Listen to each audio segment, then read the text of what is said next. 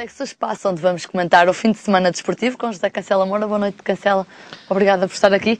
Podemos começar, se calhar, pelo futsal, em que Portugal, depois de ganhar a Líbia por 5-1, empatou ontem com o Japão 5-5. É verdade, eu julgo que tivemos uma seleção com muito bom futebol no primeiro jogo, apesar de uma desatenção no centro de defesa que deu ainda o empate a meio da primeira parte. Eu julgo que Portugal depois esteve muito bem.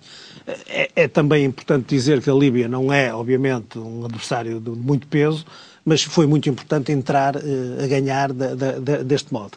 Eu julgo que, apesar de não podermos contar com o Joel Queiroz, que está lesionado, eu julgo que quem substituiu, por exemplo, o Nandinho, foi uma estreia muito feliz neste jogo. Marcou um golo, não é? Marcou um golo muito conseguido e quase marcava outro, aliás, com um pontapé quase de baliza a baliza, e portanto eu julgo que a seleção esteve muito bem. Há aqui também um outro jogador que convém destacar nestes dois jogos, que é o Cardinal. Marcou 3 golos no primeiro jogo. Tem estado, e marcou depois mais 2 no segundo, e portanto eu julgo que ele tem estado ao seu melhor nível. Eu julgo que Portugal no primeiro jogo está muito bem.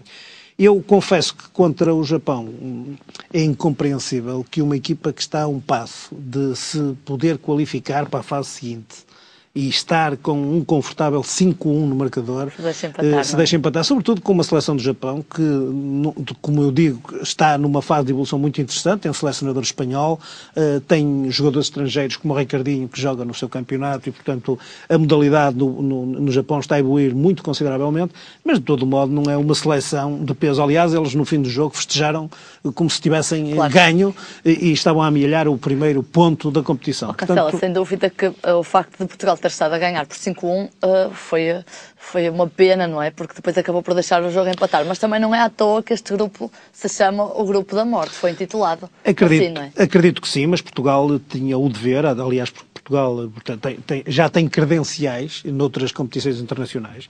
O grande adversário de Portugal neste grupo é o Brasil. E nós poderíamos chegar a esse embate naturalmente descansados, qualificados, e fazer o nosso melhor jogo, independentemente de quem fosse o primeiro ou o segundo do grupo, e um 5-1 no marcador. Convém aqui dizer que a primeira parte foi uma primeira parte quase perfeita. E ela não foi absolutamente perfeita porque já houve um segundo golo do Japão que foi um falhanço clamoroso da equipa nacional. Julgo que Portugal esteve muito bem, que fez uma pressão alta no meio campo do adversário, quase até à grande área do adversário. Conseguiu controlar muito bem o jogo. Agora, na segunda parte foi a antítese. Foi mais emotivo, não é? E não, foi a antítese disto completamente. Eu acho que foram muito displicentes e houve momentos de jogo onde o Japão vulgarizou a equipa portuguesa.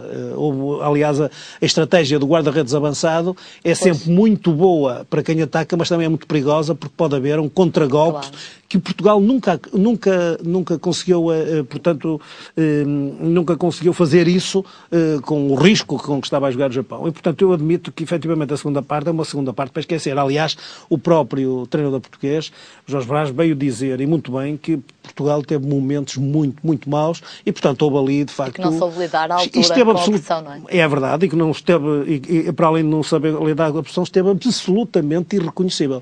Portugal agora corre um risco, que é, eventualmente, a diferença de golos. Esperemos que, efetivamente, o embate entre o Japão e a Líbia possa redundar a nosso favor, porque, efetivamente, o nosso embate com o Brasil será sempre mais difícil obter uma vitória, ou pelo menos empatar.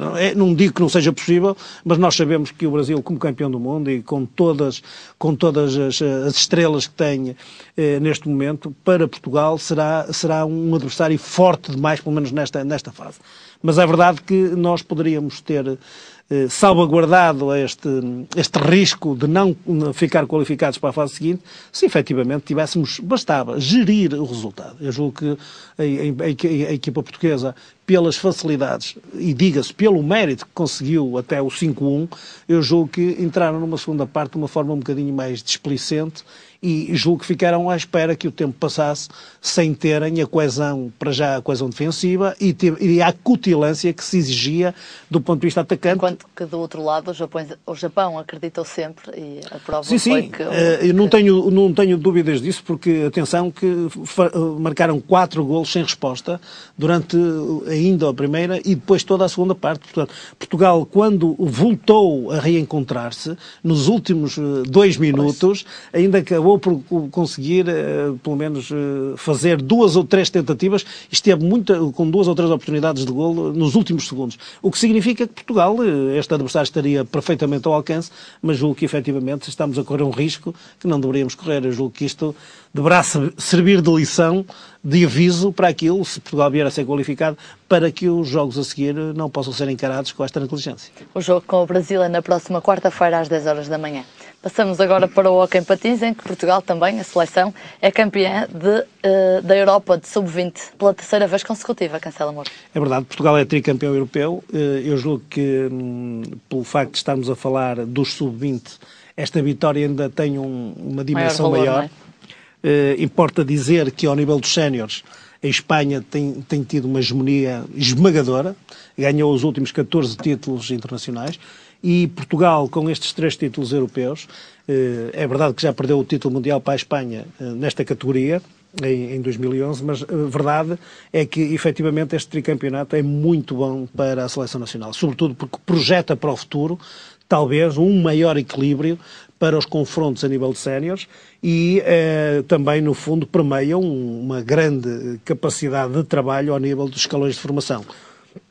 O selecionador nacional dizia antes deste jogo final, que o facto de esta equipa ter 6 atletas que jogam, 7 aliás, que jogam no Campeonato Nacional da Primeira Divisão, que faz com que tenham uma maior confiança e encarem os jogos de outra maneira. Eu não tenho dúvidas, aliás, isso era um aspecto que eu ia referir. São 7 jogadores que, efetivamente, desta seleção que já jogam na Primeira Divisão Nacional.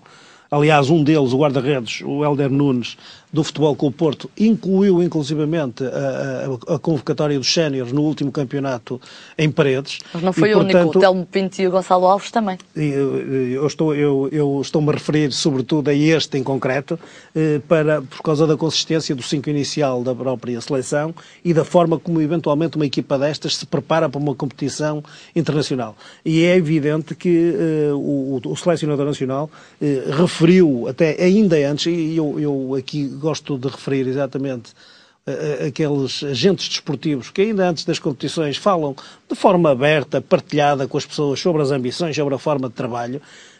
O Luís Duarte disse desde o princípio, quando partiu para este campeonato, em circunstâncias muito difíceis, fizeram uma viagem de autocarro por causa da contenção de custos 18 horas. de cerca de 26 horas, não foram 18, mas foram 26, para se prepararem em França, e ele próprio, mesmo à saída, disse que esses condicionalismos não seriam suficientes para desmotivá-los daquilo que era o seu objetivo, que era ganhar a competição.